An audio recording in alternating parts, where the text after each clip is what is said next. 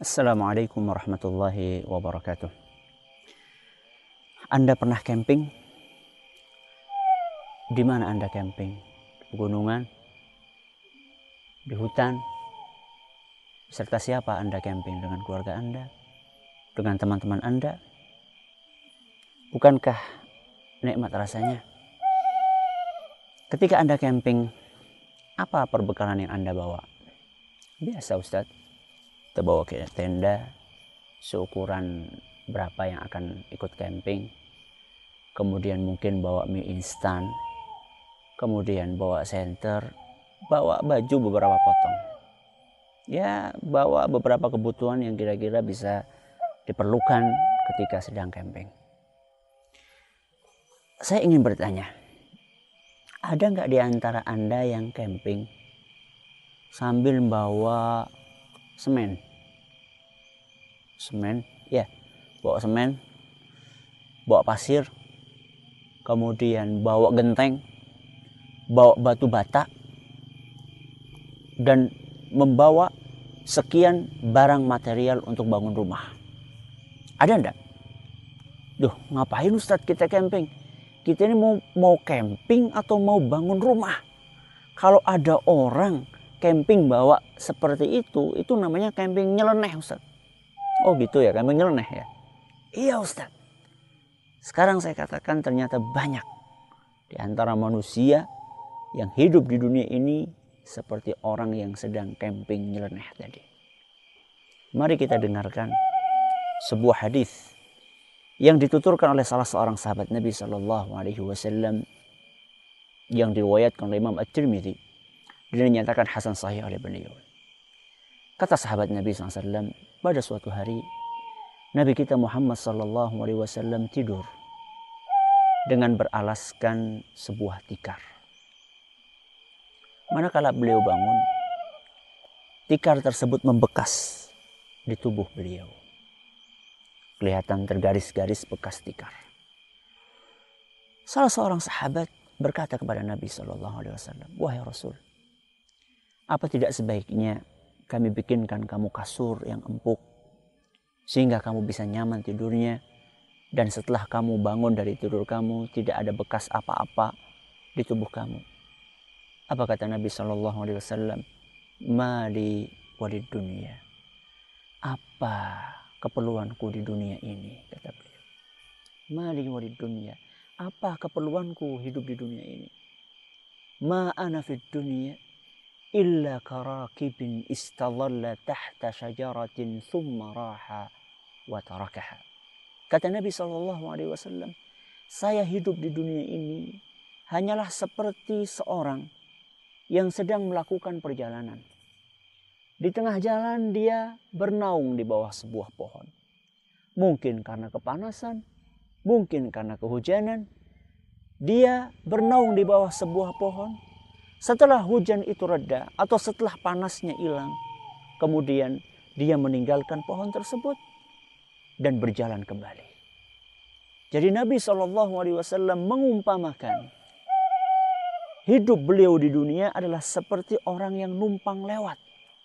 Orang Jawa mengatakan mampir ngombe, hanya sekedar untuk minum saja. Makanya Nabi SAW begitulah cara beliau memandang dunia. Tidak seperti kita yang memandang dunia seakan-akan dunia adalah tempat tinggal kita untuk selamanya. Sehingga kita melakukan apapun yang bisa kita lakukan di dunia ini. Loh Ustadz, apa berarti kita nggak boleh bangun rumah yang permanen di dunia ini? Bukankah kita itu seperti orang yang sedang numpang mampir? Bukankah kita seperti orang yang sedang musafir? Apa nggak boleh kita bangun rumah yang permanen? Kita beli mobil di dunia ini. Kemudian kita juga menyiapkan makanan-makanan dan menikmati kenikmatan yang ada di dunia ini. Saya katakan tidak. Allah dalam Al-Quran jelas-jelas mengatakan wabtaghi fima atakallahu daral akhirah.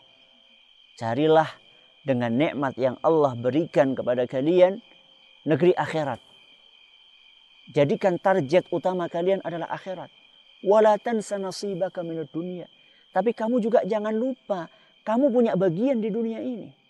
Jadi kita punya bagian di dunia ini, sesuatu yang halal. Kita diperbolehkan untuk membangun rumah kalau misalnya uangnya halal. Kita diperbolehkan untuk menikmati kenikmatan-kenikmatan duniawi yang halal berupa makanan, wanita, dan seterusnya. Tapi yang jadi pertanyaan adalah, sudahkah kita proporsional di dalam menyiapkan bekal kita untuk hidup di dunia ini dengan bekal kita nanti di akhirat? Sudahkah kita proporsional? Saya akan bawakan sebuah ilustrasi. Ketika Anda akan bersilaturahim, pergi ke rumah tetangga atau pergi ke rumah saudara Anda di kampung sebelah. Hanya berbatas kampung saja. Bagaimana persiapan Anda? Ya biasa Ustadz, pakai baju yang nempel di tubuh ini. Kemudian ya mungkin hanya pakai sendal jepit. Jalan ke sana bawa sedikit oleh-oleh. Kemudian di situ ngobrol 10 menit, 20 menit. Setelah itu pulang. Oke, itulah yang Anda lakukan. Ketika saudara Anda dekat. Tapi coba bagaimana ketika Anda ingin silaturahim, berkunjung ke saudara Anda yang berada di luar kota atau bahkan di luar pulau atau bahkan di luar negeri. Apa yang Anda persiapkan? Dan Anda ingin tinggal di sana selama seminggu atau 2 minggu atau 1 bulan. Mungkin yang akan Anda persiapkan adalah Anda akan membawa pakaian 1 koper gede. Anda akan bawa duit yang banyak. Anda akan bawa ini dan itu.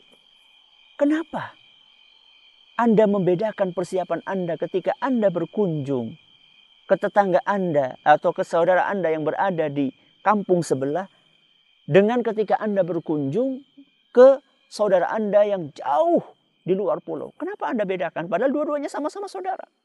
Ya jelas Ustadz, mudah jawabannya. Kita bedakan karena jaraknya beda, di sana lebih jauh dan kita akan tinggal lebih lama di sana. Ya itulah yang saya katakan tadi. Kita hidup di dunia ini yang cuma sementara. Persiapan kita begitu luar biasa. Bekal yang kita tumpuk bisa untuk 7 turunan. Tapi bekal yang sudah kita siapkan untuk perjalanan yang jauh lebih lama. Dan jaraknya begitu jauh. Seberapa?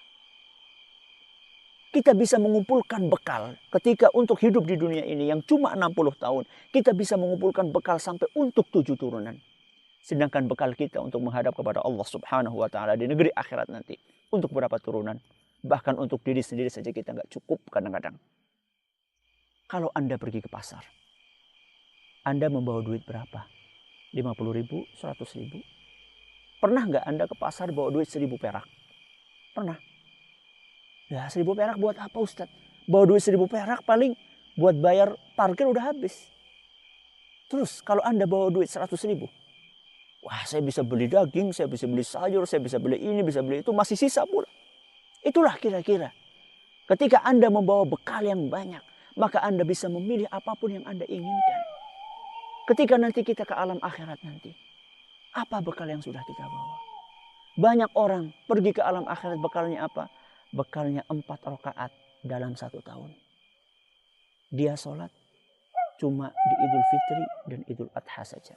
Idul Fitri 2 rakaat, Idul Adha 2 rakaat. Berarti modal dia selama 1 tahun cuma 4 rakaat. Inilah modal dia. Dapat apa? Dapat apa di alam akhirat nanti dia? Subhanallah.